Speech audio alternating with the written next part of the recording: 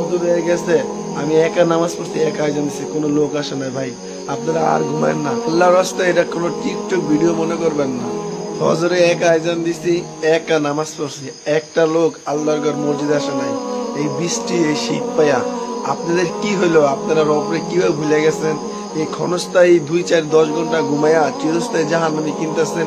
শুধু এটা এই মসজিদের হালত না, বাংলাদেশের বহুত মসজিদ আছে, একজন মুসলিমও যায় না, রেশারেশি কইরা, কাজ্জা কইরা, ঝগড়া কইরা।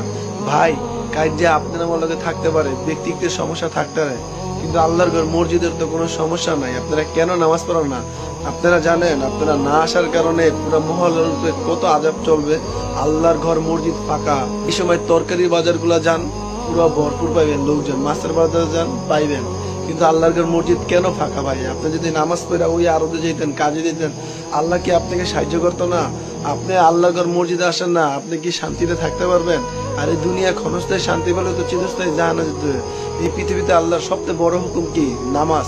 আপনি নামাজ পড়া যত খারাপ কাজই করেন, একসময় নামাজ আপনাকে বাঁচাবে। ভাই, আল্লাহর ঘর মসজিদ গুলো ফাঁকা পড়ে রয়েছে, আপনি কিভাবে ঘুমাইতেছেন? ভাই, আল্লাহর দোহাই, আপনারা আসেন।